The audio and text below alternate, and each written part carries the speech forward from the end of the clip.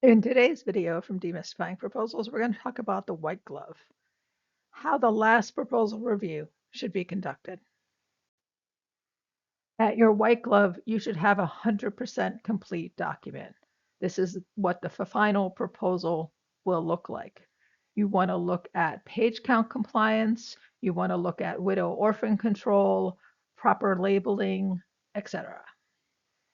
The documents reviewed at this point are, of course, all volumes, including all appendices, and you want to hold your white glove at least 1 day prior to submission and following the final quality assurance and quality control review of the documents. The people associated with the white glove are the capture manager, the proposal manager, and usually the business lead. Most of the time, this is conducted as a live review. That is, you either bring people in person and walk through the documents, or you conduct it remotely, sharing the document live and in person. Changes should hopefully be minimal, and that will allow you to make the changes in real time. At the end of the white glove, you should end up with a final compliant copy of the proposal. The white glove review is conducted in real time. Ideally, the team will gather somewhere and you'll go through the documents together. If not, you can conduct it as a virtual meeting. But again, you want to share the white glove version of the proposal on a screen so everybody can see exactly what it looks like. Any comments must be only things that are actually wrong. No more changes just because it would make things better or to slightly improve the quality of something. It has to be something that's really wrong. The first thing you want to do is check the gold team changes, particularly if there was something that you decided not to do as the proposal manager, capture manager, and technical lead that the business lead may have asked for or been on the phone for at the gold team.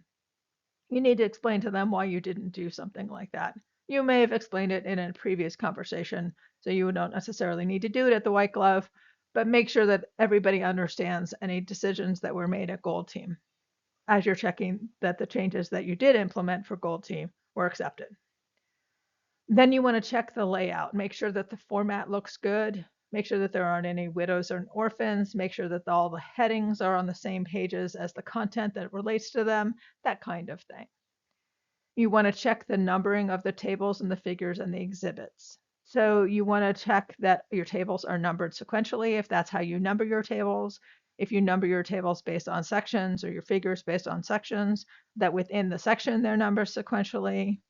You want to make sure that there's a call out for each figure or table within the text, and that the caption for the tables and the figures are connected to the tables and figures, that they haven't floated away if you're using a text box. You want to check for compliance, and this is basically checking to make sure that the outline that you created at the beginning hasn't been changed. You should have been checking for this all along, so hopefully that's not so much of an issue. But you just want to make sure as a final check that the L and M and C references and the headings are all there.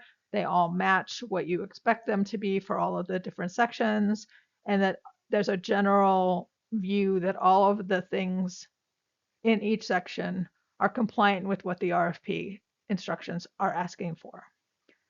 Just as you did at Gold Team, you want to check for the file size, again, to make sure that none of the files are going to be too big for the submission.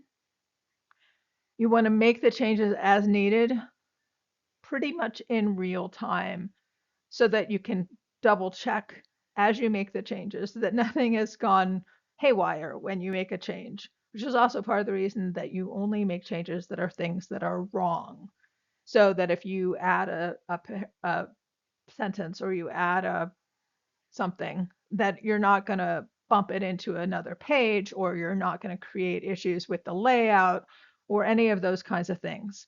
So you just need to make sure that those final changes don't mess up all the things that you've just looked at from a layout, numbering, headings, all of those things, right?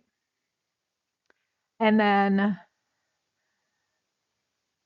if there's something that requires a little bit more intervention, then you can put in a comment and then go back and clean up that comment later.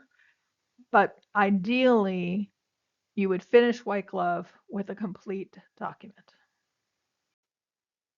If there are any of those comments that are still outstanding after you finish the White Glove actual review, then you want to work with the capture manager and the solution architect on any of those issues and make sure that you've addressed whatever those comments were and removed those comments from the document so that your document post White Glove is ready for submission. We hope that this video has been helpful. If you have any questions or concerns, please provide them in comments on the video.